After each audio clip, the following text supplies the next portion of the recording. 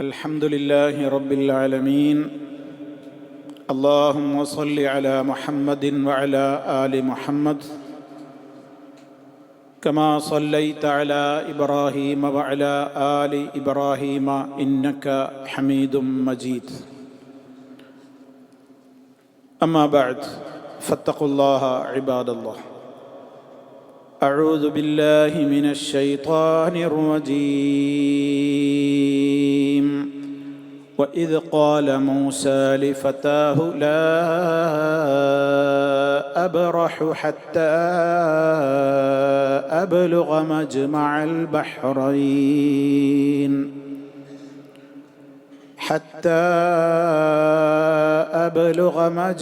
البحرين أو أمضي حقبا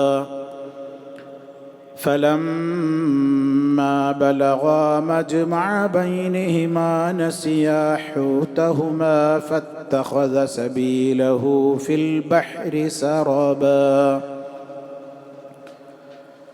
فلما جاوزا قال لفتاه آتنا غداءنا لقد لقينا من سفرنا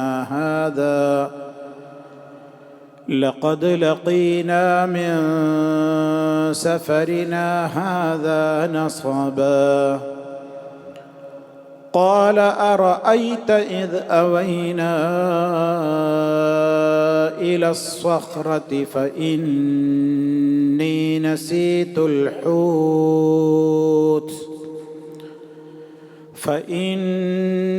نسيت الحوت وما أنسانيه إلا الشيطان أن أذكره واتخذ سبيله في البحر عجبا. സൂറത്തുൽ കഹ്ഫിലെ പ്രധാനപ്പെട്ട ഒരു ചരിത്ര യാഥാർത്ഥ്യം ഏതാനും വചനങ്ങളിലൂടെ അല്ലാഹു സുബ്ഹാനഹു വ തആല പറയുന്ന ഭാഗമാണ് ഇന്നു മുതൽ നമുക്ക് കേൾക്കുവാനുള്ളത്. നമുക്കെല്ലാം സുപരിചിതമായ ഒരു സംഭവമാണത്. മൂസ അലൈഹി സ്വലാത്തു വസ്സലാം യാത്ര പോവുകയും യാത്രക്കിടയിൽ ഉണ്ടായ സംഭവ വികാസങ്ങളെ ഒരുപാട് ഗുണപാഠങ്ങൾ അടങ്ങിയിട്ടുള്ള കാര്യങ്ങളെ വളരെ വിശദമായി വിവരിക്കുന്ന ഭാഗമാണ് വരാൻ പോകുന്നത്. ഈ ആയത്തിൻ്റെ പശ്ചാത്തലം നമ്മൾ മനസ്സിലാക്കേണ്ടതുണ്ട്. ഒരിക്കൽ മഹാനായ മൂസ അലൈഹി സ്വലാത്തു വസ്സലാം ബനൂ ഇസ്രായേല്യരുടെ ഇടയിൽ വെച്ച് വളരെ അർത്ഥവത്തും സാരസമ്പൂർണവുമായ ഒരു പ്രസംഗം നടത്തുകയുണ്ടായി. ആ പ്രസംഗത്തെ സംബന്ധിച്ച് നബി സല്ലല്ലാഹു അലൈഹി വസല്ലം തന്നെ വിവരിച്ചു തന്നത്,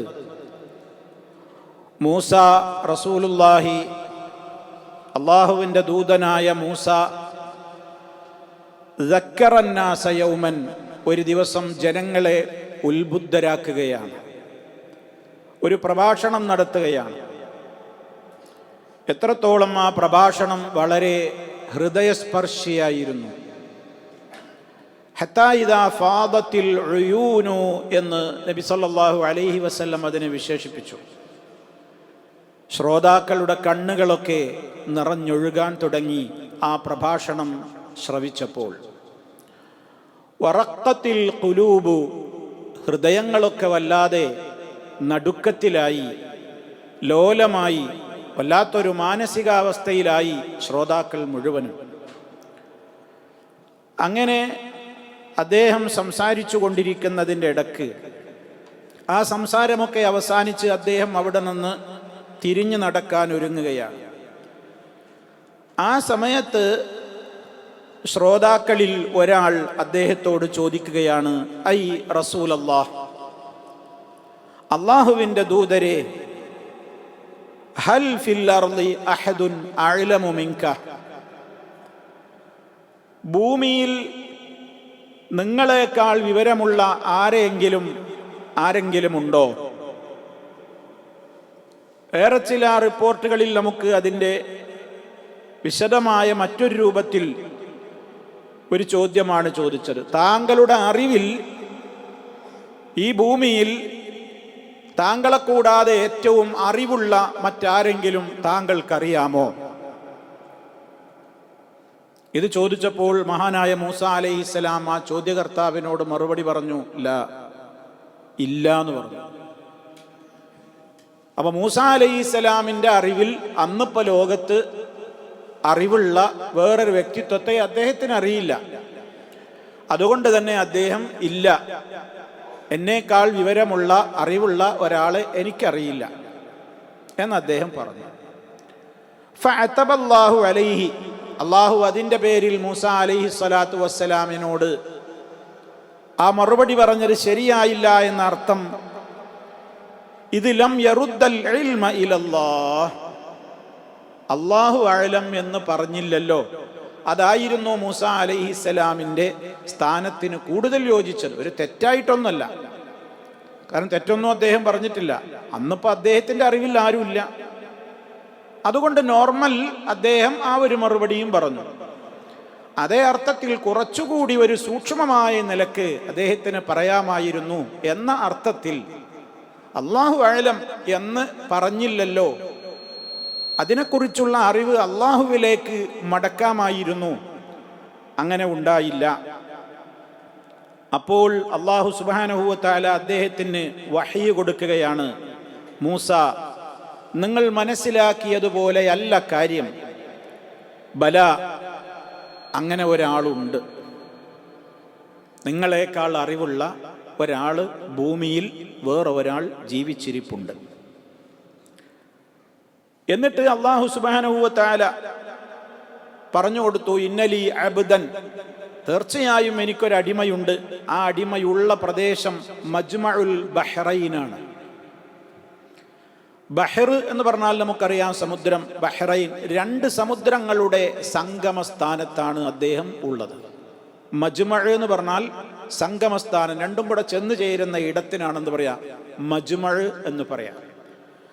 അപ്പം അദ്ദേഹം മജ്മഉൽ ബഹ്റൈനിലാണുള്ളത്. അതെവിടെയാണ് ആ പ്രദേശം എന്നുള്ളതിലൊക്കെ ഖുർആൻ വ്യാഖ്യാതാക്കൾക്കിടയിൽ, ചരിത്രകാരന്മാർക്കിടയിലൊക്കെ വ്യത്യസ്ത വീക്ഷണങ്ങളുണ്ട്. അങ്ങനെ വ്യത്യസ്ത വീക്ഷണങ്ങൾ വരാൻ കാരണം അത് അള്ളയോ അള്ളാൻ്റെ റസൂലോ പറഞ്ഞിട്ടില്ല എന്നുള്ളത് കൊണ്ട് തന്നെയാണ്. അതുകൊണ്ടാണ് വ്യത്യസ്ത അഭിപ്രായങ്ങൾ വരുന്നത്. അത് അറിയേണ്ട കാര്യമല്ല, അതിനല്ല പ്രസക്തി, അതിലെ ഗുണപാഠത്തിനാണ് പ്രസക്തി. അതുകൊണ്ട് അങ്ങനെ അത് എവിടെയായിരുന്നു, ഏത് രാജ്യത്തായിരുന്നു എന്നൊന്നും അറിയേണ്ട ഒരാവശ്യമുണ്ടെങ്കിൽ അത് അള്ളാഹു പറഞ്ഞിരിക്കും.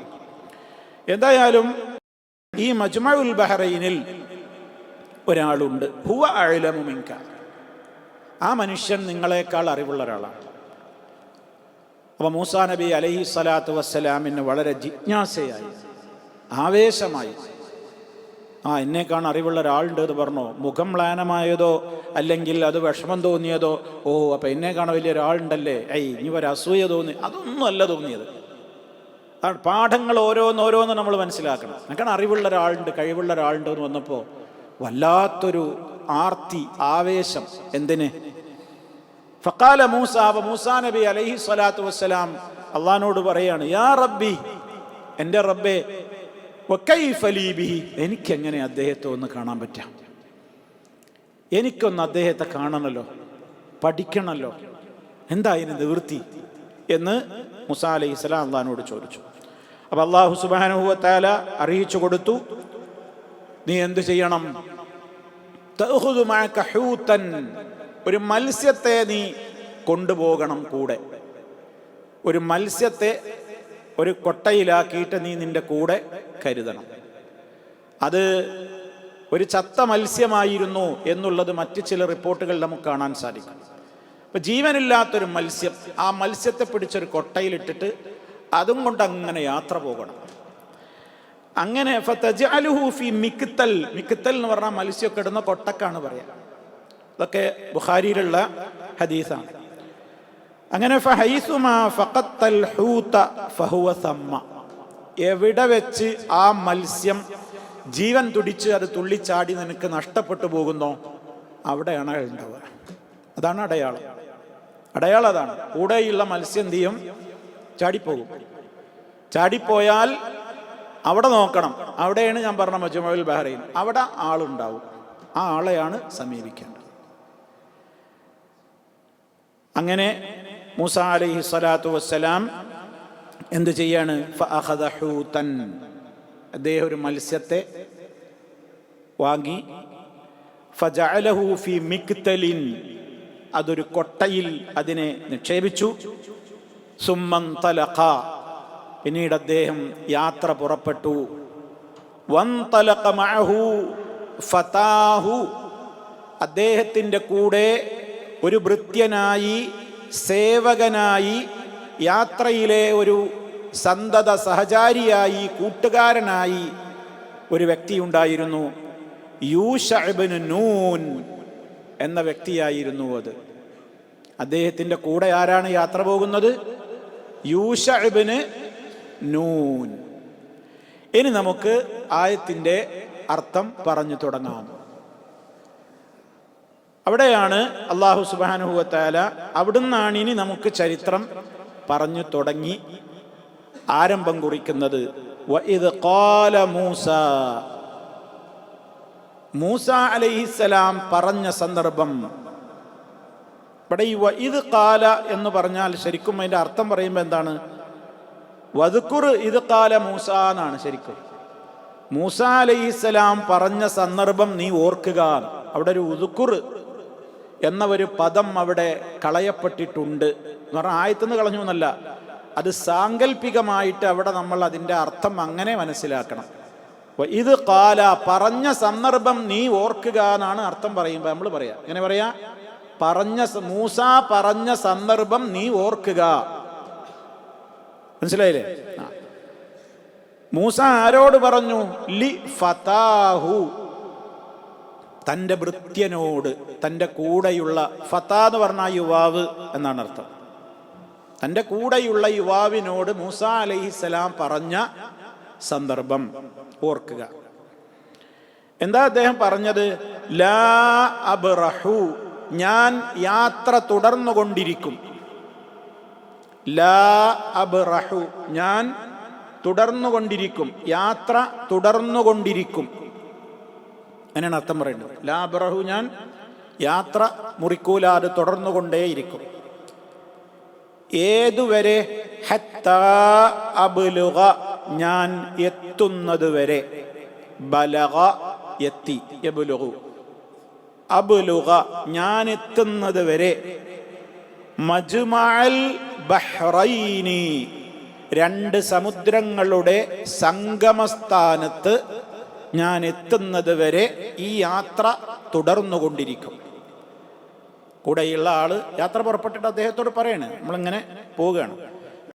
ഔ അല്ലെങ്കിൽ അംളിയ ഹുഖുബൻ, അല്ലെങ്കിൽ ഞാൻ നടക്കും. ഔ അല്ലെങ്കിൽ അംളിയ, മദാ, ഇവിടെ നടന്നു പോയി എന്നൊക്കെയാണ് മദാ എന്ന പ്രയോഗം. മദാ എന്ന് എഴുതുമ്പോൾ യാ ഇട്ടിട്ടാണ് വെർബ് പിന്നെ ഫിഅൽ എഴുതേണ്ടത്. ഔ അംളിയ, അല്ലെങ്കിൽ ഞാൻ നടക്കും. ഹുഖുബൻ, ദീർഘകാലം, അല്ലെങ്കിൽ ദീർഘകാലം ഞാൻ നടക്കും. ഹുഖുബൻ എന്ന് പറഞ്ഞാൽ ദീർഘകാലം, ദൈർഘ്യമേറിയ കാലം. ലാബിസീന ഫീഹാ അഹ്ഖാബാ, യുഗങ്ങളോളം, ദീർഘകാലം അവരതിൽ താമസിക്കേണ്ടി വരും എന്ന് പറഞ്ഞില്ലേ? അപ്പൊ ഹുഖുബ് കണ്ടോ? ഹുഖുബ് എന്ന് പറഞ്ഞാൽ ദീർഘകാലം ഞാൻ യാത്ര പോകും. അപ്പോൾ ഇവിടെ നമ്മൾ മനസ്സിലാക്കിയിരിക്കേണ്ടത് ഓരോന്നോരോന്ന് അങ്ങനെ പറഞ്ഞു പോകാം നമുക്ക്. മൂസ അലൈഹിസ്സലാം യാത്ര പുറപ്പെടുമ്പോൾ കൂടെയുള്ള ആൾ ആരാണ്? യൂശ ഇബ്നു നൂൻ എന്നാണ്, പേര് പറഞ്ഞിട്ടില്ല. യൂശ ഇബ്നു നൂൻ ആരായിരുന്നു? ബനൂ ഇസ്രായേലരിൽ മൂസാ നബി അലൈഹിസ്സലാമിൻ്റെ കാലത്ത് കൂടെയുണ്ടായിരുന്ന ഒരു സന്തത സഹചാരിയായി, എപ്പോഴും കൂടെയുണ്ടായിരുന്ന ഒരു കൂട്ടുകാരനെ പോലെ ആ ബനൂ ഇസ്രായേലരിൽ തന്നെയുള്ള ഒരു നല്ലവനായ മനുഷ്യനായിരുന്നു ആര്? യൂശ ഇബ്നു നൂൻ. അദ്ദേഹത്തിൻ്റെ പിതാവാണ് നൂൻ, അതുപോലെ തന്നെ മകൻ്റെ പേരാണ് യൂശ. അദ്ദേഹത്തിൻ്റെ ചരിത്രത്തിൽ നമുക്ക് മനസ്സിലാക്കുവാൻ ഉള്ളൊരു പ്രധാനപ്പെട്ടൊരു കാര്യം, ഹദീസുകളിൽ നിന്നും ചരിത്രത്തിൽ നിന്നുമൊക്കെ മനസ്സിലാക്കുവാൻ സാധിക്കുന്നത്, മൂസാ അലൈഹിസ്സലാമിൻ്റെ വഫാത്തിൻ്റെ ശേഷം, മൂസാ അലൈഹിസ്സലാമിൻ്റെയും ഹാറൂൻ നബി അലൈഹിസ്സലാമിൻ്റെയും ഒക്കെ വഫാത്തിൻ്റെ ശേഷം ബനൂ ഇസ്രായീലരിൽ വന്ന ഒരു നബിയായിരുന്നു അദ്ദേഹം എന്നാണ്. യൂശഅ ഇബ്നു നൂൻ.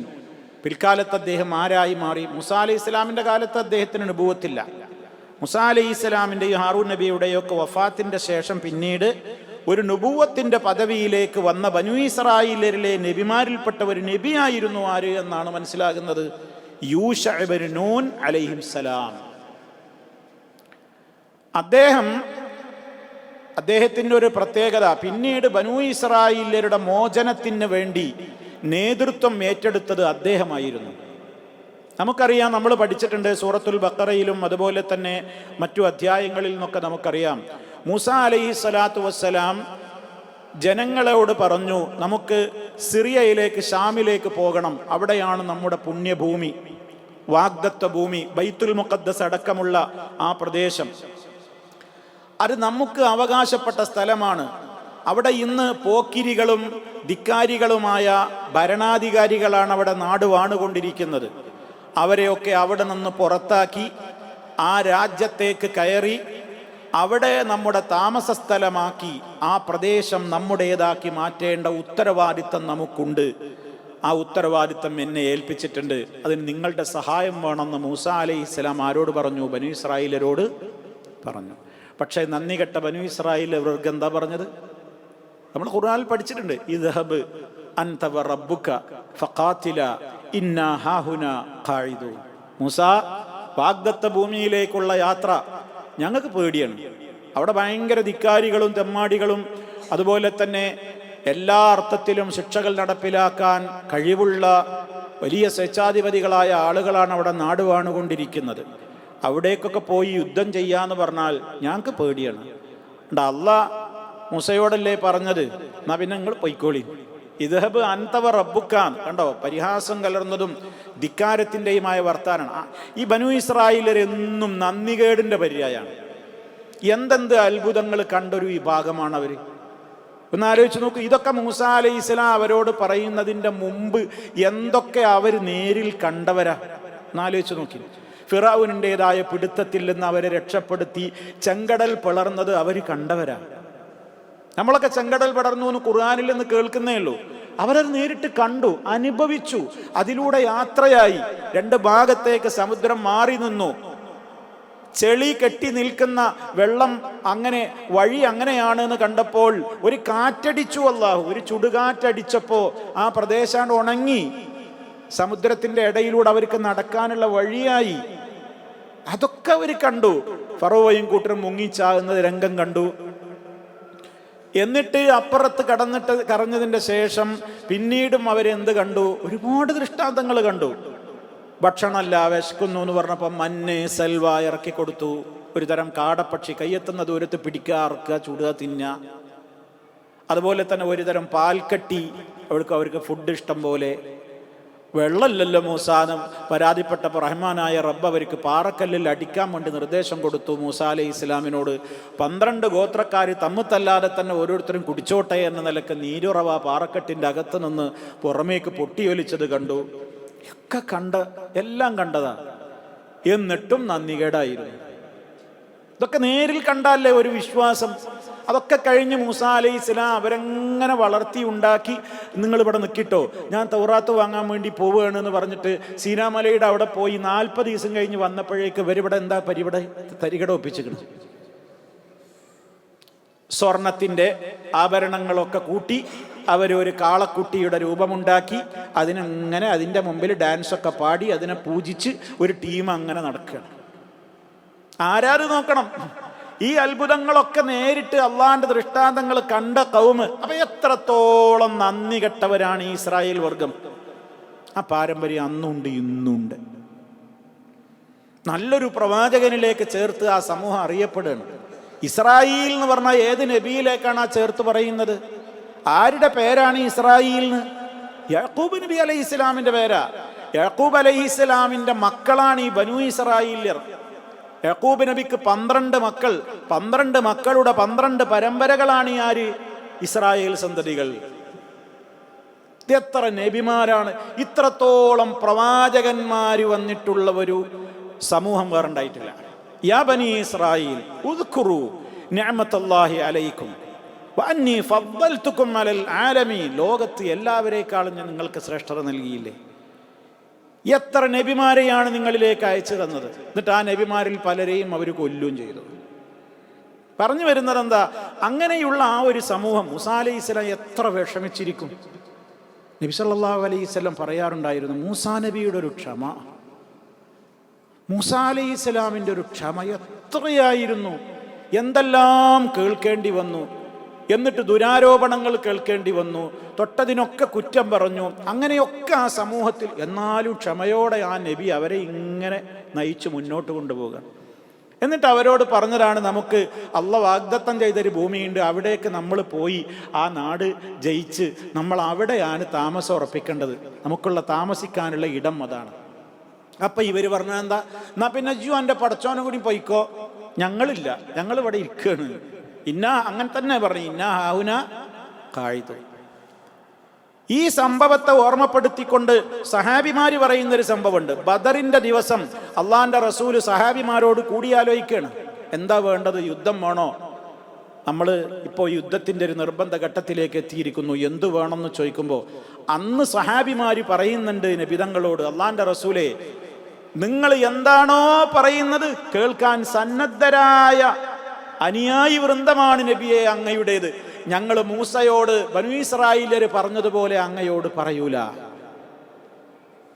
മൂസാ നബിയോട് ജനങ്ങൾ എന്താ യുദ്ധത്തിന് ആഹ്വാനം ഉണ്ടായപ്പോൾ പറഞ്ഞത്, നീയും നിന്റെ റബ്ബും കൂടെ പോയിക്കോ, ഞങ്ങളിവിടെ ഇരിക്കാം. എന്നിട്ട് സഹാബികൾ ആ സംഭവം പറഞ്ഞിട്ട് സഹാബികൾ പറയണ, നബിയെ, ഞങ്ങൾ നിങ്ങളോടിതാ പറയുന്നു, ഇദ്ഹബ് അൻത വ റബ്ബുക ഫഖാതില. നബിയെ, നിങ്ങൾ റബ്ബിന്റെ അനുവാദത്തോടുകൂടെ യുദ്ധത്തിന് പുറപ്പെട്ടോളൂ. ഫഇന്നാ മഅകുമാ മുഖാതിലൂൻ. ഞങ്ങളും നിങ്ങളുടെ കൂടെ മുമ്പിലുണ്ട്, ഞങ്ങളും പോരാട്ടത്തിനുണ്ട് എന്ന് സഹാബിമാര് പിൽക്കാലത്തിൽ അത് ഓർക്കുന്നുണ്ട്. നമ്മൾ ബദറിൻ്റെയൊക്കെ ചരിത്രം കേൾക്കുമ്പോൾ നമ്മൾ കേൾക്കുന്നൊരു സംഭവമാണ്, സാന്ദർഭികമായി ഓർമ്മപ്പെടുത്തിയതിന് മാത്രം. ഏതായാലും ആ പ്രദേശത്തേക്ക് പോകുവാനുള്ള മൂസാ അലൈഹിസ്സലാമിൻ്റെ സമരാഹ്വാനത്തെ ഈ സമൂഹം അവഗണിച്ചു കളഞ്ഞു. അവഗണിച്ചപ്പോൾ അള്ളാഹു അവർക്ക് കൊടുത്ത ശിക്ഷയായിരുന്നു, ഇനി നിങ്ങൾക്കൊരു നാട് തൽക്കാലം കിട്ടൂല, നിങ്ങൾ അലഞ്ഞു നടക്കണം. നിങ്ങൾ ഇനി അലഞ്ഞു തിരിഞ്ഞ് നടക്കാൻ യോഗ്യത മാത്രമേ ഇനി നിങ്ങൾക്കുള്ളൂ. അത്ര നന്ദി കേട് നിങ്ങൾ വല്ലാതെ കൂടിപ്പോയിട്ടുണ്ട്. അതുകൊണ്ട് നിങ്ങൾക്ക് ഇനി ഒരു രാജ്യമില്ല, നിങ്ങൾ ഇനി അലഞ്ഞിങ്ങനെ നടക്കണം. അങ്ങനെയാണ് യതീഹൂന ഫിൽ അർളി എന്ന് പറയില്ലേ, ആ അലഞ്ഞു തിരിയുന്ന മരുഭൂമിക്ക് പേരെണ്ണ തീഹാണ്. 40 കൊല്ലം ആ ജനത അങ്ങനെ അലഞ്ഞു തിരിഞ്ഞു. നാടുമില്ല, വീടുമില്ല, കുടുംബമില്ല, ഒന്നുമില്ല. ഇതിൻ്റെ ശിക്ഷയാണ്. പറഞ്ഞത് കേൾക്കാത്തത് കൊണ്ട് 40 കൊല്ലം ആ സമൂഹം മരുഭൂമിയിൽ ഇങ്ങനെ നാടോടികളായി അലഞ്ഞു തിരിയേണ്ടി വന്നു. ആ ഘട്ടത്തിലാണ് അവരുടെ നേതൃത്വം ഏറ്റെടുക്കുന്നത് ആര്? യൂശഅ ഇബ്നു നൂൻ അലൈഹിസ്സലാം. ഈ യൂശഅ അലൈഹിസ്സലാം ആ നേതൃത്വം ഏറ്റെടുത്തിട്ട് ആ സമൂഹത്തെ പറഞ്ഞു നന്നാക്കി സമരസജ്ജരാക്കുക. അങ്ങനെ സമരസജ്ജരാക്കിയിട്ട് അദ്ദേഹം ബൈത്തുൽ മുഖദ്ദസിൻ്റെ അടുത്തേക്ക് മാർച്ച് ചെയ്യണം. ഈ പട്ടാളത്തെയും കൊണ്ട് മാർച്ച് ചെയ്ത് ബൈത്തുൽ മുഖദ്ദസിൻ്റെ ഏതാണ്ട് അടുത്തെത്തിയപ്പോൾ 6 ദിവസത്തെ പോരാട്ടത്തിനാണ് സമയം കൊടുത്തിട്ടുള്ളത്. 6 ദിവസം. ആ 6 ദിവസത്തെ പോരാട്ടത്തിനിടയിൽ ബൈത്തുൽ മുഖദ്ദസ് മോചിപ്പിച്ചിരിക്കണം എന്നാണ് കരാറ്. 6 ദിവസം. 5 ദിവസം കഴിഞ്ഞു, 6ാമത്തെ ദിവസമായി. 6ാം നാളിലെത്തിയപ്പോൾ യുദ്ധം തീർന്നിട്ടില്ല. വിജയത്തിൻ്റെ അവസാന ഘട്ടത്തിലേക്ക് ഇങ്ങനെ എത്തിപ്പിടിക്കുകയാണ്. പക്ഷേ പിറ്റേന്ന് ശനിയാഴ്ചയാണ്. 6ാം നാള് വെള്ളിയാഴ്ചയാണ്, പിറ്റേന്ന് ശനിയാഴ്ചയാണ്. യൗമുസ്സബ്തിനാണെങ്കിൽ യുദ്ധം ചെയ്യാൻ അനുവാദമല്ല. ശനിയാഴ്ച അവർക്കന്ന് യുദ്ധം നിഷിദ്ധമായ സമയമാണ്. അതിന് മുമ്പ് വിജയം കിട്ടണം. അസ്തമനത്തോടടുക്കുന്നു. അസ്തമിച്ച ഡേറ്റ് മാറി, ശനിയാവും. മഹാനായ യൂശഅ അലൈഹിസ്സലാം പ്രാർത്ഥിക്കുകയാണ് അള്ളാഹുവിനോട്. അത്ഭുതകരമായ ഒരു സംഭവം, ഒരു നബിക്കും സംഭവിച്ചിട്ടില്ലാത്തൊരു മഹനീയമായ ഒരു മുഅ്ജിസത്ത്, ഒരു അത്ഭുതകരമായ സംഭവം ഈ പ്രവാചകനാണ് സംഭവിച്ചിട്ടുള്ളത്. അതിൻ്റെ സന്ദർഭം ഞാൻ നിങ്ങളെ കേൾപ്പിച്ചു തരാം. സഹീഹുൽ ബുഖാരിയിലും മുസ്ലിമിലുമൊക്കെ കാണാം. അബൂ ഹുറൈറ റളിയല്ലാഹു തആല അൻഹുവിൽ നിന്നുള്ള റിപ്പോർട്ട്, ഖാല റസൂലുള്ളാഹി സ്വല്ലല്ലാഹു അലൈഹി വസല്ലം, അല്ലാഹുവിൻ്റെ റസൂൽ പറഞ്ഞു തന്നു നമുക്കൊരു സംഭവം. ഗസാ നബിയ്യും മിനൽ അംബിയാഇ, പ്രവാചകന്മാരിൽപ്പെട്ട ഒരു പ്രവാചകൻ യുദ്ധത്തിന് പോയി. എന്നിട്ട് പിന്നെ ഈ പറഞ്ഞ സംഭവങ്ങളാണ്. അങ്ങനെ 2-3 ദിവസങ്ങൾ, 5-6 ദിവസങ്ങൾക്കിടയിൽ സമരം ജയിക്കണം. അങ്ങനെ പോകുമ്പോൾ അദ്ദേഹം പറഞ്ഞിട്ടുണ്ട്, ആരൊക്കെ എൻ്റെ കൂടെ വരണം, ആരൊക്കെ വരണ്ട. എത്രത്തോളം സമര താല്പര്യമുള്ളവരെ മാത്രമാണ് കൂട്ടിയിട്ടുള്ളത്.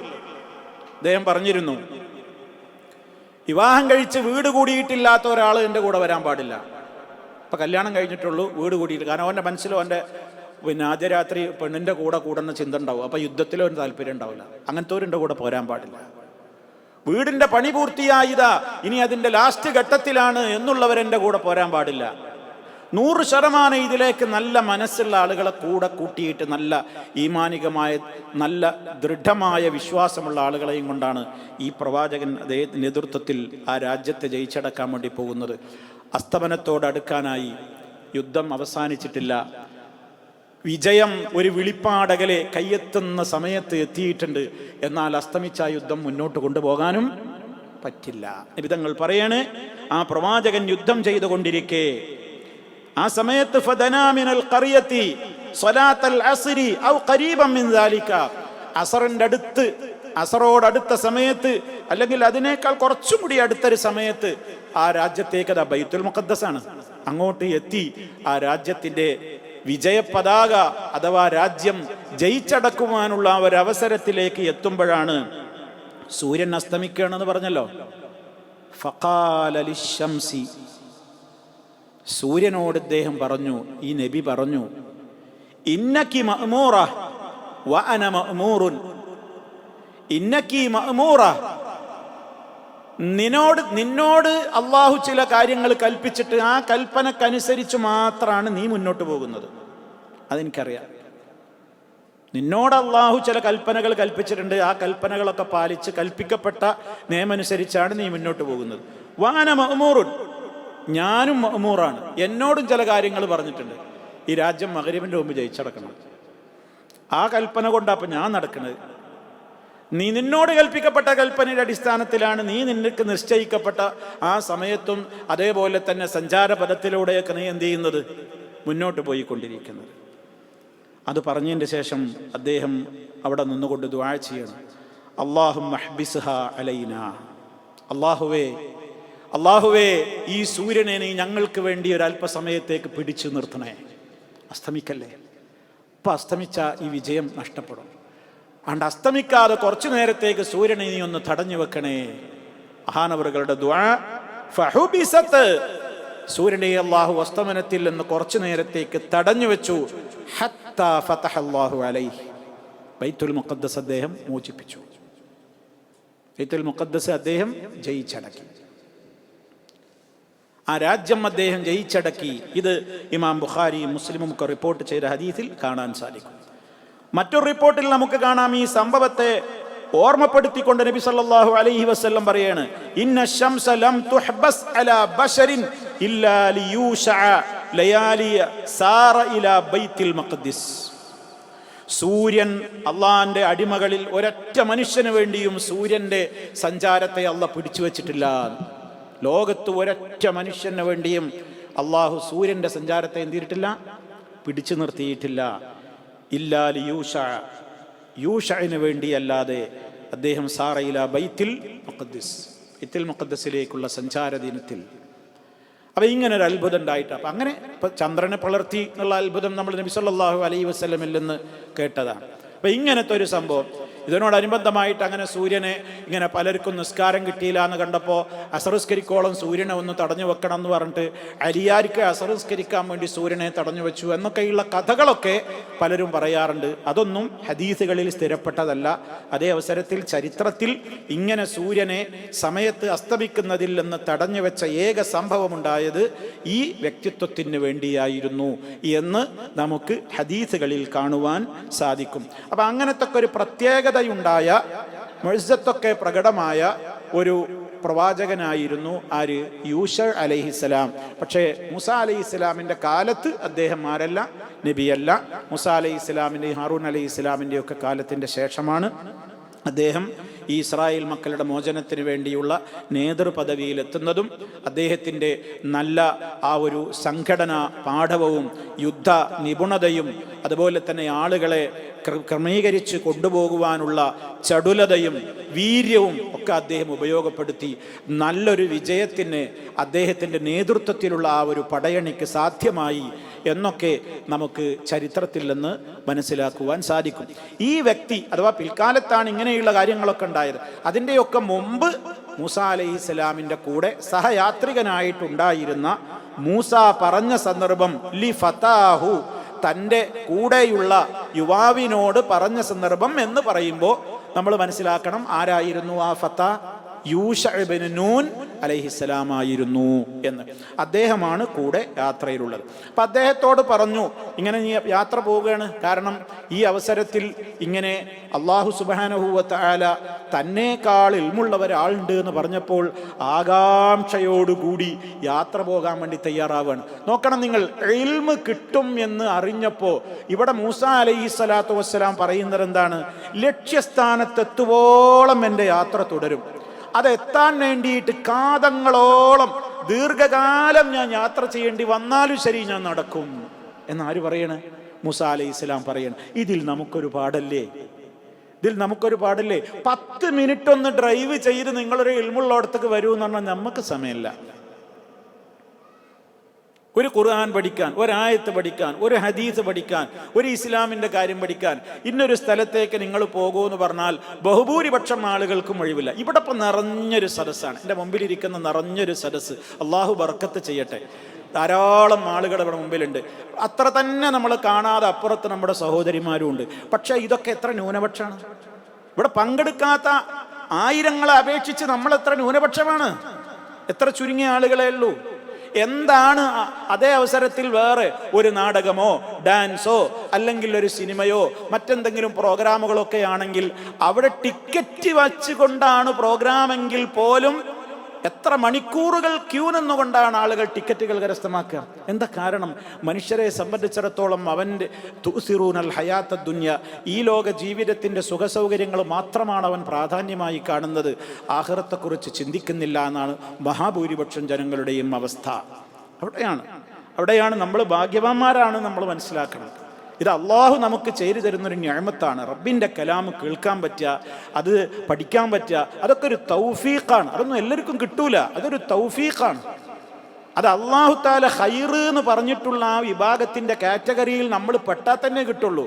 ഖൈറുക്കും, നിങ്ങളിൽ ഏറ്റവും ഉത്തമൻ ആരാന്നാ പറഞ്ഞത്? മൻ തഅല്ലമൽ ഖുർആന വഅല്ലമഹു, ഖുർആൻ പഠിപ്പിക്കുകയൊക്കെ ചെയ്യുന്നവരാണ്. അപ്പോൾ ആ ഖൈറിൽ പെടണം എന്നുണ്ടെങ്കിൽ അത് വളരെ ന്യൂനപക്ഷം ഉണ്ടാവുള്ളൂ. ഇവിടെ മൂസ അലൈഹിസ്സലാമിന് അദ്ദേഹം സമ്പാദിക്കാൻ പോവല്ല. നിങ്ങൾ ആലോചിച്ച് നോക്കണം, ഈ യാത്ര എന്തിനാ? അതിനാണ് ഞാൻ ആ സന്ദർഭം പറഞ്ഞത്. ഈ യാത്ര തികച്ചും അറിവ് നേടാനാണ്.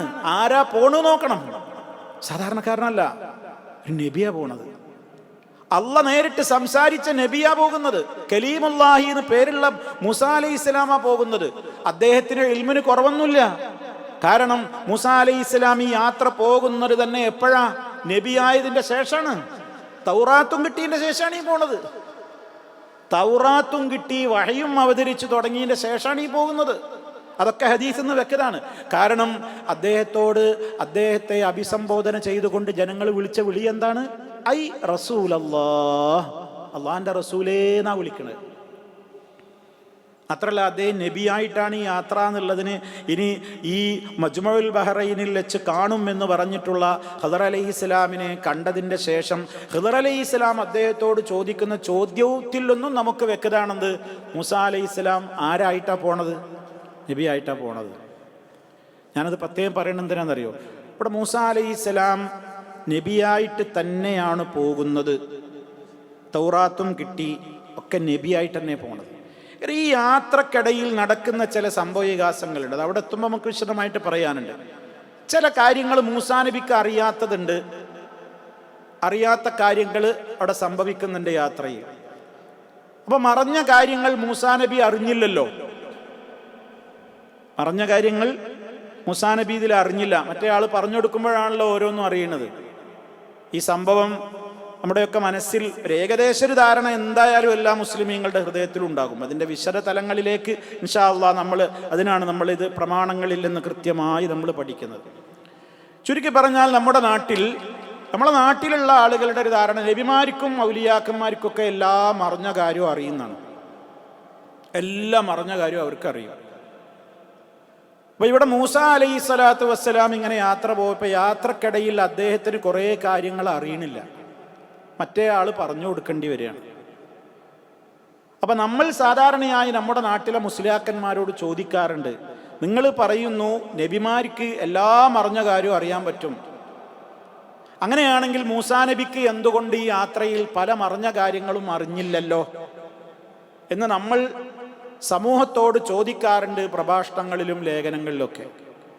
അപ്പം അതിന് നമ്മുടെ നാട്ടിലെ ഒരു മുസ്ലിയാർ പറഞ്ഞ മറുപടി, അതിന് ആ യാത്രയുള്ള സമയത്ത് മൂസ നബി ആയിരുന്നില്ല.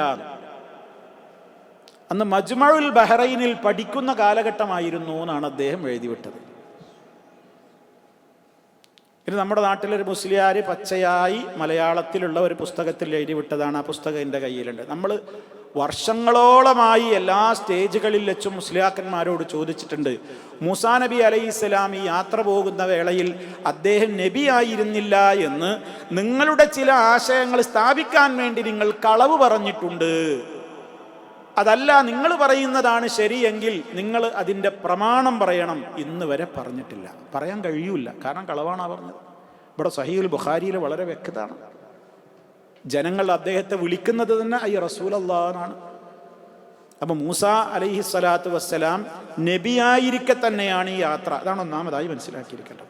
കൂടെ ആരാണ്? യൂശ. അള്ളാഹുവിൻ്റെ നിർദ്ദേശപ്രകാരം അദ്ദേഹം പോവുകയാണ്. എന്തിനാ പോകുന്നത്? ജോലി തേടി പോവുകയല്ല.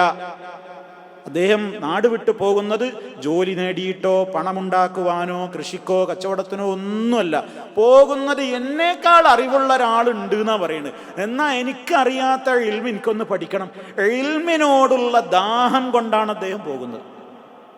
അതിന് ഞാൻ എന്ത് ത്യാഗം സഹിക്കാനും തയ്യാറാണ് എന്നാണ് പറയുന്നത്. ഞാൻ ഈ യാത്ര തുടരും, എനിക്ക് ആ സ്ഥലത്തെത്തണം. അതിന് എത്ര ദീർഘകാലം ഞാൻ നടക്കേണ്ടി വന്നാലും ഞാൻ എന്ത് ചെയ്യും? നടക്കും. അതാണ് ഇൽമിനോടുള്ള സ്നേഹം, ഇൽമിനോടുള്ള മോഹം. ഇൽമിനോട് തീർത്താൽ തീരാത്ത ആഗ്രഹം വേണം നമുക്ക്, എങ്കിലേ ഇൽമ് കിട്ടുള്ളൂ. ഇൽമ് കിട്ടണമെങ്കിൽ ഇൽമിനോട് നല്ല താല്പര്യമുള്ളവർക്കേ അല്ലാഹു അത് കൊടുക്കുള്ളൂ. ഇൽമ് കിട്ടുവാനുള്ള ഏറ്റവും വലിയ ഒരു ഷർത്താണ് നമുക്ക് നല്ല താല്പര്യം വേണം, എങ്കിലേ ഇൽമ് അല്ലാഹു തരുള്ളൂ. ഇത് നമ്മൾ മനസ്സിലാക്കണം. ഇതിൽ നിന്ന് പഠിക്കാനുള്ളൊരു പാഠമാണ്. അങ്ങനെ മൂസ അലൈഹി സ്വലാത്തു വസ്സലാം ഇദ്ദേഹത്തോട് ഇങ്ങനെ പറഞ്ഞു. അവരങ്ങനെ യാത്ര പോവുകയാണ്. കൂടെ എന്തുണ്ട്? ഒരു മത്സ്യക്കൊട്ടയുണ്ട്. കൊട്ടയിലൊരു മത്സ്യത്തെയും പിടിച്ചിട്ടിട്ടുണ്ട്. അങ്ങനെ അവർക്ക് കഴിക്കാനുള്ള ഫുഡും കരുതിയിട്ടുണ്ട്. അങ്ങനെ അവരങ്ങനെ യാത്ര പോവുകയാണ്. യാത്ര പോകുമ്പോൾ ഫലമ്മാ ബലഗാ, അവർ രണ്ടാളും എത്തിയപ്പോൾ, ഫലമ്മാ ബലഗാ, അവർ രണ്ടാളും എത്തിയപ്പോൾ, ബലഗ ഒരാൾ എത്തി, ബലഗാ രണ്ടുപേരും എത്തിയപ്പോൾ. എവിടെ എത്തിയപ്പോൾ? മജ്മഅ ബൈനിഹിമാ, ആ രണ്ട് സമുദ്രങ്ങളുടെയും ഇടക്കുള്ള സംഗമസ്ഥാനത്ത് എത്തിയപ്പോൾ. മജ്മഅ ബൈനിഹിമാ, ആ രണ്ട് സമുദ്രങ്ങളുടെ ഇടക്കുള്ള ആ സംഗമസ്ഥാനത്ത് അവർ എത്തിയപ്പോൾ. നസിയ, അവർ ഇരുവരും മറന്നു. നസിയ മറന്നു. നസിയ യൻസ എന്നാണ് അതിൻ്റെ മുദാരിഅ. നസിയ അവർ രണ്ടാളും മറന്നു. ഹൂതഹുമാ, അവരുടെ ഇരുവരുടെയും മത്സ്യത്തെ അവർ മറന്നു എന്ന് പറഞ്ഞാൽ ഹദീസിൽ നിന്ന് വളരെ വ്യക്തമാണ്. നമുക്ക് ആ ഹദീസിലേക്ക് വായിക്കുമ്പോൾ മനസ്സിലാവും. അങ്ങനെ മത്സ്യത്തെ അവർ മറന്നു. എങ്ങനെ ഉണ്ടായത്, എന്താ സംഭവം എന്നൊക്കെ നമുക്ക് വിശദമായി ഗ്രഹിക്കാം. അങ്ങനെ ഫത്തഖദ സബീലഹു, ആ സമയത്ത് ഫത്തഖദ ഉണ്ടാക്കി തീർക്കുകയും ചെയ്തു. ഉണ്ടാക്കി തീർക്കുകയും ചെയ്തു. ഫത്തഖദ, അപ്പോൾ ആക്കി തീർക്കുകയും ചെയ്തു, ഉണ്ടാക്കി തീർക്കുകയും ചെയ്തു എന്നൊക്കെയാണ് ഇത്തഹദക്ക് അർത്ഥം പറയേണ്ടത്. സബീലഹു, ആ മത്സ്യത്തിൻ്റെ വഴി, സബീലഹു അതിൻ്റെ വഴി, അത് പോയ വഴി, ഫിൽ ബഹരി സമുദ്രത്തിൽ അത് പോയ വഴിയെ അതാക്കി തീർക്കുകയും ചെയ്തു. എങ്ങനെയാക്കി തീർത്തു? സറബൻ, ഒരു തുരങ്കം, ഒരു ഹോള്, ഒരു മാളം ആക്കി തീർത്തു.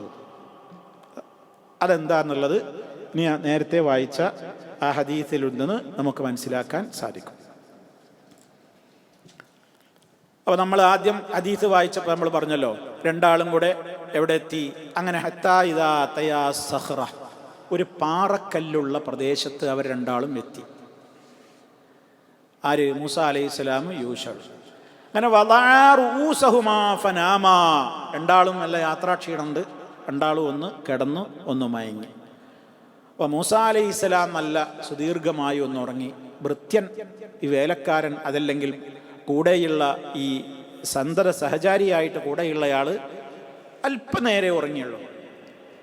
അങ്ങനെ വൽതറബൽ ഹൂതു ഫിൽ മിക്തൽ, കണ്ടോ, കൊട്ടയിലുള്ള മത്സ്യം പെട്ടെന്ന് പിടക്കാൻ തുടങ്ങി. ജീവനില്ലാത്ത മത്സ്യമാണ്. പെട്ടെന്നത് അവിടെ വെച്ച് പടച്ചു. മൂസ അലൈഹിസ്സലാം നല്ല ഉറക്കത്തിലാണ്, ഇദ്ദേഹം ഇത് കാണുന്നുണ്ട്, ഇത് പടച്ചു. ഫഖറജ മിന്നു, കൊട്ടയിൽ നിന്ന് പുറത്തേക്ക് ചാടി. ഫസഖത ഫിൽ ബഹരി, സമുദ്രത്തിലേക്കാണ് ഊളിയിട്ടു. ഫത്തഹദ സബീലഹു ഫിൽ ബഹരി സറബ, അതൊരു സാധാരണ മത്സ്യം പോകുന്നത് പോലെയല്ല പോയത്. ആ മത്സ്യത്തിന്റെ വെള്ളത്തിലൂടെയുള്ള മുങ്ങൽ, ആ പോയ വഴിയിലൂടെ ഒരു തുരങ്കമുണ്ടാക്കിക്കൊണ്ടാണ് പോയത്. ഒരു തുരങ്കം. പിന്നെ അവിടുത്തെ വെള്ളത്തിന്റെ ഒഴുക്ക് നിന്നു. ആ തുരങ്കം അവിടെ തന്നെ നിൽക്കുകയാണ്. വെള്ളത്തിൽ ഒരു തുരങ്കം അങ്ങനെ രൂപപ്പെട്ട അവിടെ തന്നെ അങ്ങനെ, അതാ അതിൽ അത്ഭുതം, അതങ്ങനെ നിൽക്കുകയാണ്. വംസക്കല്ലാഹു അനിൽ ഹൂതി ജറിയത്തൽ മാഇ, കണ്ടോ, വെള്ളത്തിന്റെ ഒഴുക്കവിടെ അള്ളാഹു ആ മത്സ്യത്തിൽ നിന്നും എന്ത് ചെയ്തു? പിടിച്ചു നിർത്തി. ഒഴുകണില്ല, ഒരു തുരങ്കത്തിലൂടെ, ഒരു മാളത്തിലൂടെ ആ മത്സ്യം എന്ത് ചെയ്യാണ്? ആണ് പോവാണ്. അങ്ങനെ ഫലമ്മസ്തൈഖള, ഉറക്കൊക്കെ ഉണർന്ന് അവർ വീണ്ടും യാത്ര പുറപ്പെടുകയാണ്. ഇതിൻ്റെ ഇടയ്ക്ക് യൂശ മൂസ അലൈഹിസ്സലാമിനോട് നടന്ന സംഭവം പറയാൻ മറന്നുപോയി. ആകെ പറഞ്ഞ് ഏൽപ്പിച്ചിട്ടുണ്ട്, എന്ത്? എന്നെ ഓർമ്മപ്പെടുത്തണം, മത്സ്യം എവിടുന്നേലും നഷ്ടമായാൽ എന്ത് ചെയ്യണം, പറയണം എന്നൊക്കെ പറഞ്ഞിട്ടുണ്ട്. പക്ഷെ അദ്ദേഹം അത് മറന്നു. അദ്ദേഹം മറന്നു എന്ന് മാത്രമല്ല, പിന്നെ കുറച്ച് കഴിഞ്ഞ് അവർ വീണ്ടും യാത്ര ഇങ്ങനെ പോയി, വല്ലാത്ത ക്ഷീണം തോന്നിയപ്പോൾ മൂസ അലൈഹിസ്സലാം പറഞ്ഞു, വിശക്കുന്നുണ്ടല്ലോ നന്നായിട്ട്, നമ്മൾ ഭക്ഷണം കഴിക്കുക എന്ന് ആര്? മൂസ അലൈഹിസ്സലാം തൻ്റെ കൂടെയുള്ള സഹചാരിയോട് പറയുകയാണ്. ആ ഘട്ടത്തെയാണ് ഇനി അടുത്ത വചനം നമ്മൾ മനസ്സിലാക്കി തരുന്നത്. ഫലമ്മാ ജാവസ, അവർ രണ്ടാളും വിട്ടുകിടന്നപ്പോൾ, എവിടം വിട്ടുകിടന്നു? അവർ വിശ്രമിക്കാനിരുന്ന ആ പാറക്കെട്ട്, അവിടെ നിന്നവർ വിട്ടുകിടന്നപ്പോൾ, ജാവസ എന്ന് പറഞ്ഞാൽ അവിടം വിട്ടുകിടന്നു. ജാവസ, ജാവസ, അവർ രണ്ടാളും വിട്ടുകിടന്നപ്പോൾ, ഖാല, മൂസ അലൈഹിസ്സലാം പറഞ്ഞു, ലി ഫതാഹു, തൻ്റെ കൂടെയുള്ള യുവാവിനോട് എന്തു പറഞ്ഞു? ആതിനാ ഗദാഅനാ, നമ്മുടെ ബ്രേക്ക്ഫാസ്റ്റ് ഇങ്ങോട്ട് എടുക്ക്. ഗദാ എന്ന് പറഞ്ഞാൽ രാവിലത്തെ ഭക്ഷണം, ബ്രേക്ക്ഫാസ്റ്റ്, പ്രഭാത ഭക്ഷണം അദ്ദേഹത്തിനോട് എടുക്കാൻ ആവശ്യപ്പെടുകയാണ്. ആതിനാ, നീ നമുക്ക് കൊണ്ടുവാ, ഗദാഅനാ, നമ്മുടെ ഭക്ഷണം. ലഖദ് ലഖീനാ, തീർച്ചയായും നമുക്ക് വല്ലാതെ അനുഭവപ്പെടുന്നുണ്ട്. ലഖദ് ലഖീനാ, തീർച്ചയായും നമുക്ക് വല്ലാതെ അനുഭവപ്പെടുന്നുണ്ട്. എന്ത്? മിൻ സഫരിനാ ഹാദാ, നമ്മുടെ ഈ യാത്ര കാരണത്താൽ, മിൻ സഫരിനാ, നമ്മുടെ യാത്ര കാരണത്താൽ, ഹാദാ, ഈ യാത്ര കാരണത്താൽ നമുക്ക് വല്ലാതെ അനുഭവപ്പെടുന്നുണ്ട്. നസബ, അതികഠിനമായ ക്ഷീണം അനുഭവപ്പെടുന്നുണ്ട്. നല്ല വിശപ്പുണ്ട്, നല്ല ക്ഷീണമുണ്ട്, ഭക്ഷണം എടുക്കുക, ഫുഡ് എടുക്കുക, നമ്മൾ ഫുഡ് കഴിക്കുക എന്ന് പറഞ്ഞു. അപ്പോഴേക്ക് ഇരുന്നിരുന്ന സ്ഥലത്ത് നിന്ന് കുറേ ആണ് പോയിട്ടുണ്ട്. അവിടെ നിന്നാണ് ഇടക്ക് ഇത് വരുന്നത്. ആ സമയത്ത് യൂശഅ പറയാണ്, ഖാല ഖാല ഈ യുവാവ് പറഞ്ഞു, അറഅയ്ത നിങ്ങൾ കണ്ടില്ലേ, അറഅയ്ത ഇത് അവൈന നാം അഭയം തേടി അഥവാ നമ്മൾ വിശ്രമിക്കാനിരുന്നപ്പോൾ. അവാന്ന് പറഞ്ഞാൽ അഭയം തേടി നമ്മൾ വിശ്രമിക്കാനിരുന്നു. അവാ യഅ്വി മഅ്വാ, ഖുർആനിൽ നമ്മൾ പഠിച്ചിട്ടുണ്ട്, മഅ്വാഹും ജഹന്നം മഅ്വാഹുമുന്നാർ എന്ന് പറഞ്ഞാൽ ചെന്ന് ചേരാനുള്ള ഇടം. അപ്പൊ നമ്മൾ അവിടെ കുറച്ചു നേരം ഒന്ന് റെസ്റ്റ് എടുക്കാൻ വേണ്ടി ഇരുന്നിരുന്നില്ലേ? അദ്ദേഹം പറയാണ്, മൂസാ അലൈഹി ഇസ്ലാമിനോട് ചോദിക്കാണ്, അല്ല നിങ്ങൾക്ക് അറിയോ, അറഅയ്ത നിങ്ങൾ കണ്ടില്ലേ എന്ന് ചോദിച്ചാൽ ഇതിനർത്ഥം നിങ്ങൾക്ക് അറിയില്ലേ, നിങ്ങൾക്ക് അറിയാമോ, പറഞ്ഞു കൊടുക്കാണ്. ഇത് അവൈന നമ്മൾ വിശ്രമത്തിനിരുന്നപ്പോൾ ഇലസ്സഹ്റതി ആ പാറക്കല്ലിൽ, നമ്മളൊരു പാറക്കല്ലിൽ വിശ്രമിക്കാനിരുന്നില്ലേ, ആ ഘട്ടത്തിലൊരു സംഭവം ഉണ്ടായി. നമ്മളെ മീൻ അവിടെ ചാടിപ്പോയിന്, നമ്മളെ മീൻ അവിടെ ചാടിപ്പോയിരുന്നു. എന്നാൽ ഫഇന്നീ നസീതുൽ ഹൂത മത്സ്യത്തിന്റെ കാര്യങ്ങളോട് പറയാൻ ഞാൻ മറന്നും പോയി, അക്കാര്യം പറയാൻ ഞാൻ എന്ത് ചെയ്തു, വിട്ടുപോയി. ഫഇന്നീ നസീതു തീർച്ചയായും ഞാൻ മറന്നു, അൽ ഹൂത മത്സ്യത്തിന്റെ കാര്യം പറയാൻ മറന്നുപോയി. അത് പറയാലോ എന്ന് വിചാരിച്ചു, പിന്നെ കുറച്ച് കഴിഞ്ഞ് അവരെങ്ങനെ പെട്ടെന്നൊരു യാത്ര പോയ ആ തിരക്കിന്റെ ഇടയിൽ മറന്നുപോയി, അത് പറഞ്ഞില്ല. വമാ അൻസാനീഹു അതിനെക്കുറിച്ച് എന്നെ മറപ്പിച്ചിട്ടുമില്ല. അൻസാനി എന്നെ മറപ്പിച്ചു, അൻസാനി എന്നെ മറപ്പിച്ചു. വമാ അൻസാനീഹു അക്കാര്യത്തെ കുറിച്ച് എന്നെ മറപ്പിച്ചിട്ടുമില്ല. ഇല്ല ശൈത്താൻ, ശൈത്താൻ അല്ലാതെ പിശാചാണ് അതെന്നെ മറപ്പിച്ചത്. എന്തിന് മറപ്പിച്ചു? അൻ അദ്കുറഹു അക്കാര്യം ഞാൻ പറയുന്നതിൽ, ഞാനത് നിങ്ങളോട് പറയുന്നതിൽ എന്ന് എന്നെ ആര് മറപ്പിച്ചു കളഞ്ഞു? ശൈത്താൻ മറപ്പിച്ചു കളഞ്ഞു. അവിടെ മാപ്പാക്കണം എന്നർത്ഥം. മറന്നുപോയി, ഇപ്പം എന്താ ചെയ്യാപ്പോ, ശൈത്താൻ അത് മറപ്പിച്ച്, ഇപ്പം നിവൃത്തിയൊന്നുമില്ല എന്നിങ്ങനെ പറഞ്ഞു. മാത്രല്ല കൂട്ടത്തിലൊരു കാര്യവും കൂടി പറഞ്ഞു കൊടുത്തു. വത്തഖദ സബീലഹു ആ മത്സ്യം പോയ വഴി ഉണ്ടാക്കിയിട്ടുമുണ്ട്. വത്തഖദ അതാക്കി തീർത്തിരിക്കുന്നു. സബീലഹു അത് പോയ വഴി, ഫിൽ ബഹരി സമുദ്രത്തിൽ, അജബൻ വലിയൊരു അത്ഭുതം ഉണ്ടാക്കിയിട്ട് അത് പോയിട്ടുള്ളത്. അവിടെ വെള്ളം ഇങ്ങനെ നിൽക്കുകയാണ്, ഒഴുക്കിക്കൂടെ അല്ല അത് പോയത്, അത് ചാടി തുള്ളി വെള്ളത്തിലെത്തിയപ്പോഴേക്കൊരു തുരങ്കാണ് ഉണ്ടായിട്ടുള്ളത്. ആ തുരങ്കത്തിൽ കൂടിയാണ് പോയിട്ടുള്ളത്. പിന്നെ ആ വെള്ളം അവിടെ ചലിച്ചിട്ടില്ല. അപ്പോ വലിയൊരു അത്ഭുതത്തോടു കൂടിയാണ്, അത്ഭുതം കാണിച്ചുകൊണ്ടാണ് ആ മത്സ്യം ആ സമുദ്രത്തിലേക്ക് ചാടിയിട്ടുള്ളത്. ഇതെനിക്കറിയാം. അപ്പോൾ മഹാനായ മൂസാ അലൈഹി സ്വലാത്തു വസ്സലാം പറഞ്ഞു, ദാലിക അത് തന്നെയാണ് മാ കുന്നാ നബ്ഗി നമ്മൾ തേടിക്കൊണ്ടിരിക്കുന്നത്. നബ്ഗി എന്ന് പറഞ്ഞാൽ ആഗ്രഹിക്കുക, തേടുക. നമ്മൾ തേടിക്കൊണ്ടിരിക്കുന്ന കാര്യമാണ് ആ സംഭവിച്ചിട്ടുള്ളത്. അതന്നെ എനിക്കറിയേണ്ടത്. അങ്ങനെ സംഭവിച്ചു അല്ലേ, അതന്നെ ഇപ്പൊ നമ്മൾ ഈ തേടിക്കൊണ്ടിരിക്കുന്നത്. അതാണ് അതിൻ്റെ അർത്ഥം. ദാലിക മാ കുന്നാ നബ്ഗി. അതുകൊണ്ട് എന്ത് ചെയ്യണം? നമ്മൾ ഇനി അങ്ങോട്ട് തന്നെ തിരിച്ച് നടക്കണം. അദ്ദേഹം പറയാണ്, ഇനി നമ്മൾ എവിടെയാണോ ആ സംഭവം നടന്നത് അങ്ങോട്ട് തിരിച്ച് നടന്നേ പറ്റൂ. അങ്ങനെ ഫർത്തദ്ദ അവർ രണ്ടാളും തിരിഞ്ഞു നടന്നു, പിന്നോട്ട് നടന്നു.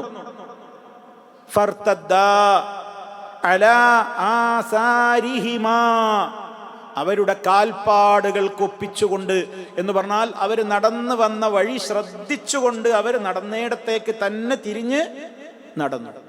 വഴിയൊന്നും തെറ്റിപ്പോവാതിരിക്കാൻ വളരെ സൂക്ഷ്മതയോടെ വന്ന വഴി ഏതാണ്ട് ഓർമ്മണ്ടല്ലോ, ആ വഴിയിലൂടെ തന്നെ അവർ തിരിഞ്ഞ് ആ സ്ഥലത്തേക്ക് അങ്ങനെ തിരിഞ്ഞു നടന്നു. ഫർത്തദ്ദ അലാ ആസാരിഹിമാ ഖസസാ അന്വേഷിച്ചുകൊണ്ട്, ആ സംഭവം നടന്ന സ്ഥലത്തെ അന്വേഷിച്ചുകൊണ്ട് അവർ ഇരുവരും നടന്നു വന്ന ഭാഗത്തേക്ക് തന്നെ തിരിഞ്ഞു നടക്കാൻ തുടങ്ങി. അങ്ങനെ അവർ തിരിഞ്ഞ് അവിടെ എത്തുമ്പോഴാണ് അവിടെ വെച്ച് ഇപ്പറയുന്ന രൂപത്തിൽ അള്ളാഹു പറഞ്ഞ ആളെ കണ്ടുമുട്ടുന്നത്. അങ്ങനെ കണ്ടുമുട്ടിയതിൻ്റെ ശേഷമുള്ള കാര്യങ്ങളാണ് ഇനി 65-ാമത്തെ സൂക്തം മുതൽ ഇനി പറഞ്ഞു തുടങ്ങുന്നത്. അത് ഇൻഷാ അല്ലാഹ് നമുക്ക് അടുത്ത ക്ലാസ്സിലൂടെ നമുക്ക് വിശദീകരിക്കാം. ഏതായാലും ഇന്ന് നമ്മൾ കേട്ട ഈ വചനങ്ങളിലൂടെ നമ്മൾ മനസ്സിലാക്കിയിരിക്കേണ്ടുന്ന പ്രധാനപ്പെട്ട പാഠം, ഒന്നാമതായി ഇൽമിൻ്റെ മഹത്വമാണ്. ഇൽമ് നേടിയെടുക്കാൻ എന്ത് ത്യാഗവും സഹിച്ചിട്ടുണ്ട് നമ്മുടെ മുൻഗാമികൾ. നമ്മളും ഇൽമിൻ്റെ മാർഗത്തിൽ, അത് ദീനിയായ ഇൽമാണ് പറയുന്നത്. നമ്മളിപ്പോൾ ഒന്ന് ഖുർആൻ പഠിക്കുന്നുണ്ടോ, ഹദീസ് പഠിക്കുന്നുണ്ടോ, അതൊക്കെ നമ്മുടെ പരലോകത്തിൻ്റെ വിജയത്തിന് ആവശ്യമായ കാര്യങ്ങളാണ്. ദുന്യാവിൻ്റെ കാര്യത്തിൻ്റെ പുരോഗതിക്ക് ആവശ്യമായി എത്ര പണം ചെലവഴിക്കാനും, എത്ര യാത്ര ചെയ്യാനും, എത്ര വർഷം കോഴ്സുകൾ പഠിക്കാനും, പരീക്ഷകൾ എഴുതാനും, അതിനുവേണ്ടി ഫീസടക്കാനും ഒക്കെ നമ്മൾ സന്നദ്ധരാണ്. അതൊക്കെയും ദുന്യാവിൻ്റെ നമുക്ക് നല്ലൊരു ജോലിയും നമ്മുടേതായ ഐഹിക ലോകത്തെ സമാധാനത്തിനും വേണ്ടി മാത്രമാണ്. അതേ അവസരത്തിൽ ഐഹിക ജീവിതത്തിനും അപ്പുറമുള്ള അനന്തമായ പരലോക ജീവിതത്തിന് ആവശ്യമായ വിജ്ഞാനങ്ങൾ ആർജിച്ചെടുക്കുവാൻ നമ്മൾ എത്രത്തോളം ഉത്സാഹിക്കുന്നുണ്ട്, അധ്വാനിക്കുന്നുണ്ട്, പണം ചെലവഴിക്കുന്നുണ്ട്, മാൻ പവർ ഉപയോഗപ്പെടുത്തുന്നുണ്ട് എന്നുള്ളത് നമ്മളൊക്കെ ചിന്തിക്കേണ്ടതുണ്ട്. എന്നതിന് നമുക്ക് ഈ വിജ്ഞാനം അന്വേഷിച്ചുകൊണ്ടുള്ള ഈ മഹാന്മാരുടെ യാത്ര നമുക്കൊരു ഗുണപാഠമാണ്. ഇതാണ് എനിക്ക് എന്നോടും നിങ്ങളോടും ഓർമ്മപ്പെടുത്തുവാനുള്ളത്. വിജ്ഞാനം എന്ന് പറയുന്നത് പഠിച്ചാൽ തീരാത്തത്രയുണ്ട്. എത്ര വലിയ മഹാനാണ് മൂസാ അലൈഹിസ്സലാം. ആ മഹാനായ നബിക്ക് പോലും വിജ്ഞാനത്തോടുള്ള ദാഹം തീർന്നില്ല എന്നർത്ഥം. നമ്മളെന്ന മദ്രസയിൽ 3-ാം ക്ലാസ്, നമ്മളതിൽ ഡോക്ടറേറ്റ് നേടിയതാണ് നമ്മളെ ധാരണ. ആകെ നമുക്ക് കിട്ടുന്ന മദ്രസയിൽ 3-ാം ക്ലാസ് വരെ. 4ക്ക് ജയിച്ചപ്പോഴോ അപ്പോഴേക്ക് സ്കൂളിൽ കുറച്ച് അപ്പുറത്തെത്തിക്കണം. അപ്പോൾ പിന്നെ ട്യൂഷനാണ്, നേരത്തെ വരും. അപ്പോൾ പിന്നെ മദ്രസ ഒഴിവാക്കി, പിന്നെ പരിപാടി ഇല്ലല്ലോ. 5-ാം ക്ലാസ് മാക്സിമം, വല്ലാതെ പോയ 7-ാം ക്ലാസ്. പിന്നെ ആരാ ഇവിടെ ദീന് പഠിക്കണത്? പിന്നെ നമ്മുടെ വിജ്ഞാനം വേറൊരു വഴിയിലേക്ക് അങ്ങനെ പോയി. എന്നാൽ അതോടൊപ്പം തന്നെ നമുക്ക് മതപരമായ വിജ്ഞാനം നേടുന്ന വേദികളിലൊന്നും നമ്മുടെ കുട്ടികൾ ഉണ്ടാവില്ല. പ്രായമായ വാപ്പിയമ്മയൊക്കെ ഉണ്ടാവും, ആ സ്റ്റേജിലുള്ള ടീനേജിലുള്ള കുട്ടികൾ ഉണ്ടാവില്ല. അപ്പം അവരെവിടെ പഠിക്കണ്ടേ, ട്യൂഷനുണ്ടേ, പ്രോജക്റ്റ് ചെയ്യാണ്ടേ, വർക്ക് ചെയ്യാണ്ടേ, ഇങ്ങനെ കുറേ കാരണങ്ങൾ കുട്ടികൾ പറയും. ഉമ്മാരും വാപ്പാരും അന്നായിക്കോട്ടെ, എൻ്റെ മോളവിടെ ഇരുന്നോ. വാപ്പയും വീണ് പോന്നു വർഷങ്ങളോളം. ഈ വാപ്പാരും ഉമ്മാരും കുറേ കാര്യങ്ങളൊക്കെ കേട്ട് കുറച്ച് തഖ്വയൊക്കെ ഉണ്ടായി. വീട്ടിൽ ചെന്നിട്ട് കുട്ടികളെ നിന്ന് ചില കാര്യങ്ങളൊക്കെ കേൾക്കുമ്പോൾ അത് പാടില്ല എന്ന് പറഞ്ഞു. അപ്പൊ മക്കൾക്ക് പറഞ്ഞു, ഞങ്ങളത് അംഗീകരിക്കൂലായിരുന്നു. കാരണം എന്താ, ബാപ്പാക്കും മാക്കും ചിലത് കിട്ടിയിട്ടുണ്ട്, അത് ഈ മക്കൾക്ക് കിട്ടിയിട്ടില്ല, ഒരു വരിയിലാണേ. അപ്പൊ സ്വാഭാവികമായിട്ടും മക്കളും ബാപ്പയും തമ്മിൽ എനിമീസായി, ശത്രുക്കളായി. ഈ ബാപ്പാക്ക് ഒന്നും തിരിയില്ല, ഈ ഉമ്മാക്കൊന്നും തിരിയില്ല. ഈ ലോകത്ത് ഇത് ന്യൂജന. ഞങ്ങൾ പഠിക്കുന്ന കാലവും നിങ്ങളെ കാലമൊക്കെ വ്യത്യാസമുണ്ട്. നിങ്ങളാ വിചാരിക്കണമായിരുന്നല്ല. നിങ്ങളെ പറയണ അങ്ങനെ ഹറാമൊന്നുമില്ല, അതിലൊന്നും വലിയൊരു കുഴപ്പമൊന്നുമില്ല എന്നിങ്ങനെ പറഞ്ഞ് വീട്ടിലെന്നും പ്രശ്നം. ബാപ്പിയും ഈ മക്കളും എന്താ ഈ പ്രശ്നം? തകരാറെന്താ? തകരാറ് എവിടെ പറ്റിയത്? ബാപ്പിയും മീൻ ചിലത് കേട്ടിട്ടുണ്ട്, മക്കൾ കേട്ടിട്ടില്ല. എല്ലാവരും കൂടി ഒരുമിച്ചാ കേട്ടിരുന്നു എന്നുണ്ടെങ്കിൽ ഈ തർക്കം ഉണ്ടാവില്ല. മറ്റേത് വാപ്പിയും മീൻ പറയുമ്പോൾ കുട്ടികൾ പറയണത്, കുട്ടികൾ മനസ്സിലാക്കണം, അതിൻ്റെ മീൻ വാപ്പിയും ശത്രുതയും ഞങ്ങളോട് സ്നേഹമില്ലായിട്ട് പറയണതാണ്, ഞങ്ങളോട് വെറുപ്പാണ്, ഞങ്ങളോട് എന്നും ഇങ്ങനെ ദേഷ്യപ്പെടുകയാണ്. കാരണം എന്താ വെച്ചാൽ അവരെ തലയിൽക്ക് ഇത് കയറിയിട്ടില്ല. ഓരോ കുറ്റം പറഞ്ഞിട്ട് കാര്യമില്ല, അവർക്കിത് കിട്ടിയിട്ടില്ല. അതുകൊണ്ടാണ് പറയുന്നത് എപ്പോഴും കുടുംബസമേതം നമ്മൾ ദീന് പഠിക്കണം എന്ന് പറയുന്നത്. അതിനൊക്കെയുള്ള അവസരമാണ് നമ്മുടെ ഖുർആൻ ക്ലാസ്സുകൾ, ഹദീസ് ക്ലാസ്സുകളൊക്കെ. നമ്മൾ കുടുംബസമേതം കേൾക്കണം. അല്ലാതെ നമ്മൾ മക്കളെ പരിയിലാക്കി പോന്ന് നമ്മളിവിടെ ഇങ്ങനെ ഇരുന്ന് കേട്ട് നമ്മളെല്ലാം പഠിച്ചു മനസ്സിലാക്കി ഒരു പ്രശ്നത്തിന്റെ ഘട്ടത്തിലെത്തുമ്പോൾ മക്കൾ നമ്മൾ അനുസരിക്കൂല. അവർ നമ്മൾ അനുസരിക്കൂല എന്ന് മാത്രമല്ല, ഷൗട്ട് ചെയ്യുകയും ചെയ്യും, മാത്രമല്ല ധിക്കരിച്ച് ഇറങ്ങിപ്പോകുകയും ചെയ്യും. നിങ്ങൾ പണി നോക്കുമെന്നും പറയും, ചീത്തയും പറയും.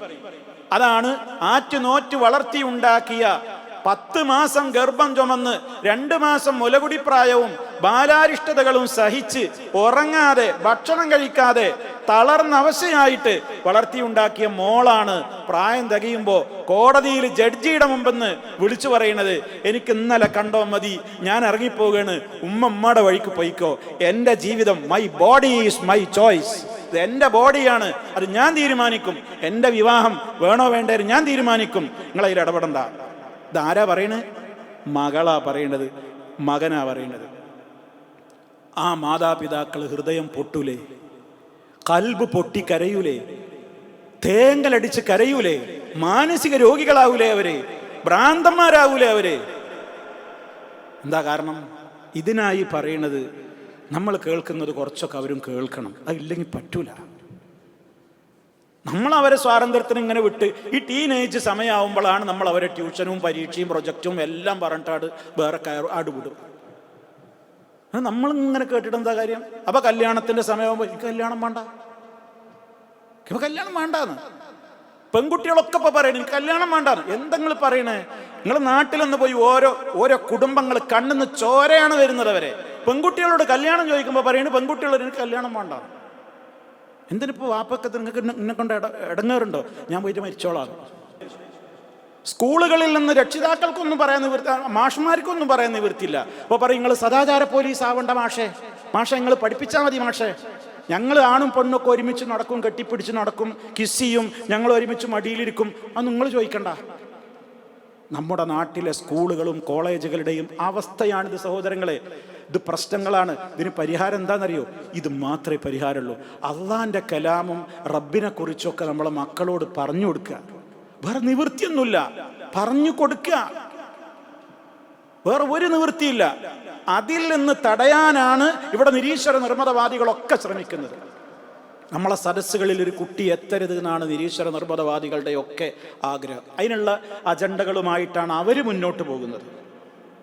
അതുകൊണ്ട് ഞാൻ ഇന്നത്തെ ഈ സംഭവത്തിൻ്റെ തുടക്കത്തിൽ തന്നെ പറയാണ്, തൗറാത്തും കിട്ടി അത്യുന്നതമായ ഇൽമിന്റെ പദവിയിലേക്ക് ഈ ലോകത്ത് നിങ്ങളെക്കാൾ അറിവുള്ള ഒരാളുണ്ടോ എന്ന് ചോദിച്ചപ്പോൾ ഇല്ലാന്ന് പറയാൻ മാത്രം ആലിമുൽ അല്ലാമയായ മൂസാ അലൈഹി സ്വലാത്തു വസ്സലാമിന് പോലും മതപരമായി എന്നേക്കാൾ അറിവുള്ള ഒരാളുണ്ട് എന്ന് കേട്ടപ്പോൾ എന്ത് ത്യാഗം സഹിച്ചും ഞാനത് പഠിച്ചെടുക്കും എന്ന് പറഞ്ഞിട്ട് യാത്ര പുറപ്പെട്ടു എന്നുള്ള ചരിത്രമാണ് വെള്ളിയാഴ്ച തോറും നമ്മൾ വായിക്കുന്നതെങ്കിൽ നമ്മളെന്താണ് ദീന് പഠിക്കുന്നത്, നമ്മുടെ കുട്ടികൾ എന്താണ് പഠിക്കുന്നത്, നമ്മൾ നല്ലോണം ആലോചിക്കണം. ഇതാണ് എനിക്ക് എന്നോട് നിങ്ങളോട് ഇന്നത്തെ ഈ ചരിത്രത്തിൻ്റെ തുടക്കത്തിലെ വസിയത്ത് പറയാനുള്ളത്. ഇതുകൊണ്ടല്ലാതെ രക്ഷല്ല. വേറെ നമ്മൾ എന്ത് ചെയ്തിട്ടും ഫലമൊന്നുമില്ല. അള്ളാഹിനെക്കുറിച്ചുള്ള ബോധം നമുക്കും നമ്മുടെ കുടുംബത്തിലും ഉണ്ടാക്കിയെടുക്കലല്ലാത്തൊരു നിവൃത്തി വേറല്ല. അത് മാത്രമേ രക്ഷയുള്ളൂ. അള്ളാഹു നമുക്ക് നാഫിയായ ഇൽമിനെ പ്രദാനം ചെയ്യുമാറാകട്ടെ. എല്ലാവിധ ഫിത്തനകളിൽ നിന്നും ഫസാദുകളിൽ നിന്നും നമ്മുടെയും നമ്മുടെ മക്കളെയും ബന്ധപ്പെട്ട എല്ലാവരെയും അള്ളാഹു കാത്തുരക്ഷിക്കുമാറാകട്ടെ. സ്വർഗത്തിൽ കുടുംബത്തോടൊപ്പം ചെന്നു ചേരുവോളം റഹ്മാനായ റബ്ബിൻ്റെ തൗഫീഖും ബറക്കാത്തുകളുമൊക്കെ നമുക്ക് അവൻ സദാ വർഷിച്ചു കൊണ്ടിരിക്കുമാറാകട്ടെ. എല്ലാ വിധത്തിലുള്ള ദുരന്തങ്ങളിൽ നിന്നും അള്ളാഹു സുബ്ഹാനഹു വ തആല എല്ലാവരെയും കാത്തുരക്ഷിക്കുമാറാകട്ടെ. റബ്ബനാ ആതിനാ ഫിദ്ദുനിയാ ഹസന വഫിൽ ആഖിറതി ഹസനതൻ വഖിനാ അദാബന്നാർ. اللهم آت أنفسنا تقواها وزكها أنت خير من زكاها أنت وليها ومولاها. اللهم علمنا ما ينفعنا وانفعنا بما علمتنا وزدنا علما. اللهم صل على محمد وعلى آل محمد والحمد لله رب العالمين. والسلام عليكم ورحمة الله وبركاته.